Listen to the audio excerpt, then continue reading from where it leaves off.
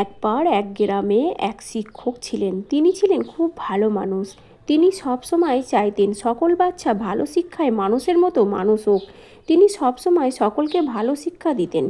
একদিন স্কুলে তিনি বাচ্চাদের খুব বকাঝকা করেন, কারণ তারা ঠিক মতন পড়াশোনা করে না, কেউ কেউ কথাও শোনে না, আর বকাঝকা করার জন্য নিজে মনে মনে খুব কষ্ট পান।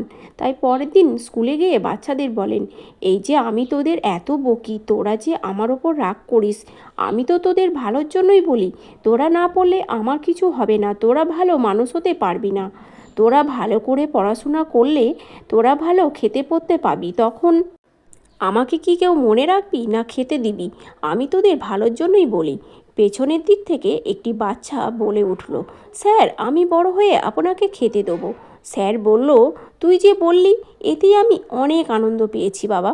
আমাকে খেতে দিতে হবে না, জীবনে অনেক বড় হও। তারপর কেটে গেছে অনেকগুলো বছর।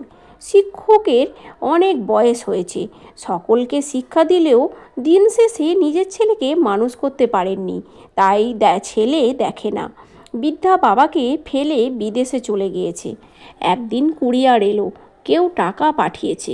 শিক্ষক বললেন, কোথাও ভুল হচ্ছে, আমার ছেলে টাকা পাঠায়নি, আর আমার কেউ নেই, তাহলে আমাকে কে টাকা পাঠাবে? এই টাকা আমার নয়। কুরিয়ার বয় বলল, না, আপনার নামেই এসেছে, আমার কোনো ভুল হচ্ছে না। তারপর থেকে প্রত্যেক মাসে টাকা আসে। কয়েক মাস পর একটি বড় গাড়ি থেকে নামে একটি যুবক, আর এসে শিক্ষককে প্রণাম করে আর বলে, স্যার, আমাকে চিনতে পারছেন? আমি একদিন আপনাকে কথা দিয়েছিলাম আপনাকে ভাত দেবো। স্যার, আমি আপনাকে যে টাকা পাঠাই তাতে আপনার ঠিক মতো সব হয় তো স্যার? শিক্ষক বলেন, ওরে পাগল, তুই আমাকে টাকা পাঠাস যেখানে নিজের ছেলে ভাত দেয় না, আর তুই আমাকে? শিক্ষক আর বলতে পারলেন না, কেঁদে ফেললেন। স্যার ও ছাত্র কাঁদছেন দুজনেই, আর এই দৃশ্য দেখছে গ্রামের সবাই। স্যার বলল, বাবা, কে টাকা পাঠিয়েছে বুঝতে পারছিলাম না, তাই 1 টাকাও আমি খরচা করিনি। তুই টাকাগুলো নিয়ে যা। আজ আমি অনেক বড় শান্তি পেলাম যে কেউ তো ভালো বড় মনের মানুষ হয়েছে, আর আমার কোনো কষ্ট নেই। আমার জীবনের সবথেকে বড় পুরস্কার তুই।